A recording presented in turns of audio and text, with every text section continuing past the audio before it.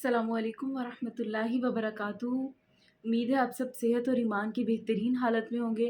आज हम जिस मौजू पे बात करने वाले हैं वो है सजदा सहव, यानी नमाज में अगर कोई गलती हमसे हो जाए तो हम क्या करें। नमाज के बाद जो उस गलती का कफ़ारा बन जाए, तो नमाज में होने वाली चंद गलतियाँ जिनका कफ़ारा सजदा सहव है, आज हम इनके बारे में बात करेंगे। सजदा सहव जो है, जब हमें मालूम ना हो कि हमने कितनी रकत अदा की हैं, अगर हमें रकत की तादाद में शक हो जाए, जैसे कि अगर हमें लगे कि हमने 4 पढ़ी हैं या 3 पढ़ी हैं, तो हम क्या करेंगे, हम सजदा सहव कर लेंगे। जो हम नमाज की आखिरी क़ादा में बैठेंगे और जो सलाम फेरने से पहले हम क्या करेंगे कि हम 2 सजदे करेंगे और उसके बाद फिर जो है वो सलाम फेरेंगे। इसे सजदा सहव कहते हैं। तो अगर हमने 3 रकत पढ़ी होंगी तो ये 4 रकत हो जाएंगी। अगर हमने पहले ही 4 रकत पढ़ी हैं तो फिर क्या होगा, ये वाला जो सजदा है ये शैतान के लिए ज़िल्लत का बाइस बनेगा। ठीक है, क्योंकि अल्लाह ताला जब इंसान रब के सामने झुकता है तो शैतान जो है वो रोता है कि अल्लाह ताला ने इंसान को मौका दिया और इंसान ने रब के सामने झुकने को पसंद किया, और जब मुझे मौका मिला तो मैंने तकब्बुर किया और मैं क़यामत तक के लिए मरदूद ठहरा।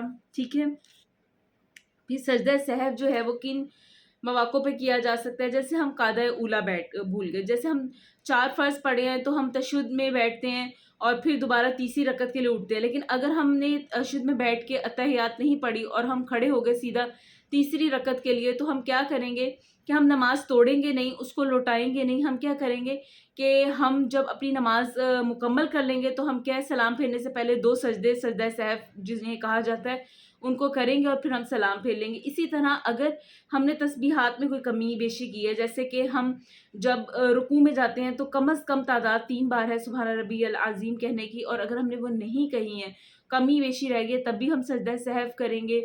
ठीक है, इस सूरत में भी सजदा सहव है। अगर हमें कमी बेशी है रकत की तो उस पर भी हम करेंगे। अच्छा, एक बात है कि अगर किसी को कन्फर्म है कि उसने एक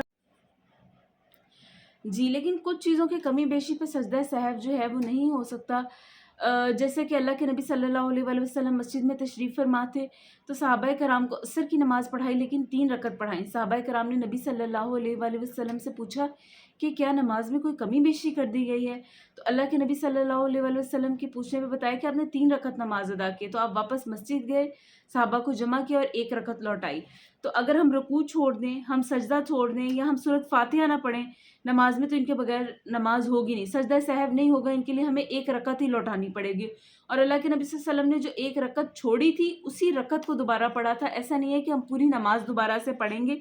ठीक है, और इससे पता चलता है कि अगर हम नमाज से फारिग होकर बातें की हैं, सब कुछ हमें बाद में याद आया, नमाज में कोई गलती हुई है, तो हम फिर बाद में भी सजदा सहव कर सकते हैं। ठीक है, इस चीज़ की दलील हमें यहाँ से मिलती है। और नबी सल्लल्लाहु अलैहि वसल्लम ने इसके बाद फरमाया, सलाम के बाद 2 सजदे किए थे और फरमाया था कि मैं भी तुम्हारी तरह ही एक आदमी हूँ, अगर मुझसे कोई भूल चूक हो जाए तो मुझे याद कराओ। तो क्या है कि नबी सल्लल्लाहु अलैहि वसल्लम ये भी अल्लाह ही की इज़्ज़त से होता था, क्योंकि उम्मत की तरबियत जो है वो मकसूद थी।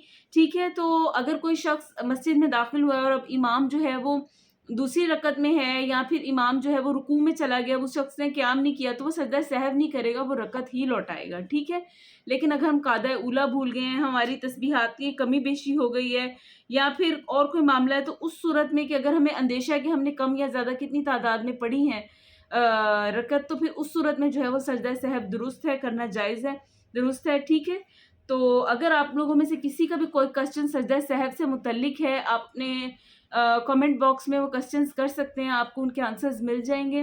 अल्लाह ताला हम सबको नमाज को बेहतरीन तरीके पे अदा करने की तौफीक अता फरमाएं। सुब्हानकल्लाहुम्मा व बिहम्दिका अशहदु अल्ला इलाहा इल्ला अंता अस्तगफिरुका व अतूबु इलैक। अस्सलामु अलैकुम व रहमतुल्लाहि व बरकातुहू।